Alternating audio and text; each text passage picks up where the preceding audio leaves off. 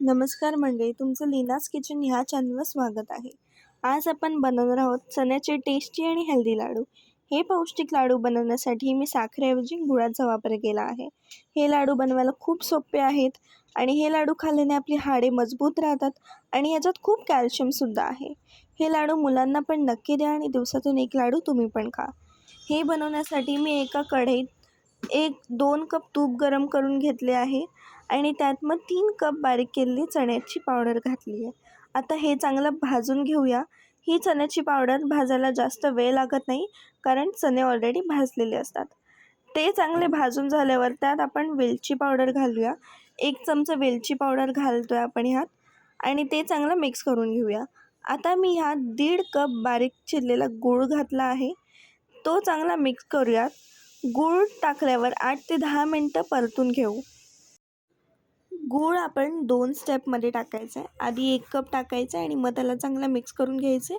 त्यानंतर आपण अर्धा कप गूळ परत टाकायचा आहे. गूळ चांगला मेल्ट झाल्यावर आपलं मिश्रण चांगलं घट्ट होईल. हे गूळ टाकल्यावर आपण 8 ते 10 मिनटं चांगलं परतून घ्यायचं आहे. हे मिश्रण चांगले घट्ट झाल्यावर आपण आता गॅस बंद करून घेऊयात. आता आपण जे हे मिश्रण तयार केलं आहे ते थंड व्हायला ठेवूयात. हे चांगलं थंड होईपर्यंत आपण एका गॅसवर कढई ठेवूया. तर 1 चमचा तूप घालून 2 कप मखाना चांगला भाजून घेऊया.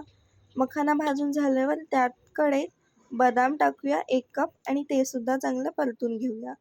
आता हे सगळं एका ताटात काढून मग 1 कप काजू घालून ते सुद्धा चांगलं परतून घेऊया. ते सुद्धा त्याच ताटात ट्रान्सफर करून मग आपण 1/4 कप पिस्ता घ्यायचा आहे आणि तो पण चांगला भाजून घ्यायचा आहे.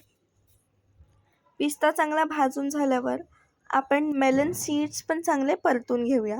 जास्त वेळ हे भाजायचे नाही आहेत. आता आपण ह्याला सुद्धा एका ताटात काढून घेऊया. हे सगळं चांगलं भाजून झाल्यावर आपण थोडेसे पांढरे तीळ आहेत ते सुद्धा आपण चांगलं परतून घेऊया. आता आपण 50 ग्रॅम खसखस घेतलेली आहे.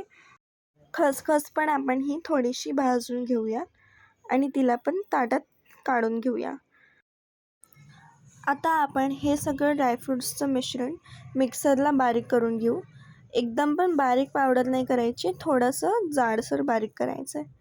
मग आपण जे चण्याचं मिश्रण तयार केलं होतं त्यात आपण ही ड्रायफ्रूट्सची पावडर ॲड करूया. थोडीच पावडर टाकायची आणि चांगलं मिक्स करून घ्यायचं आहे. आता आपण ह्याचे लाडू वळून घेऊयात. जर तुम्हाला लाडू ड्राय वाटत असतील तर त्यात तुम्ही थोडंसं तूपसुद्धा ॲड करू शकता. अशा प्रकारे आपण सगळ्या मिश्रणाचे लाडू तयार करून घेऊयात.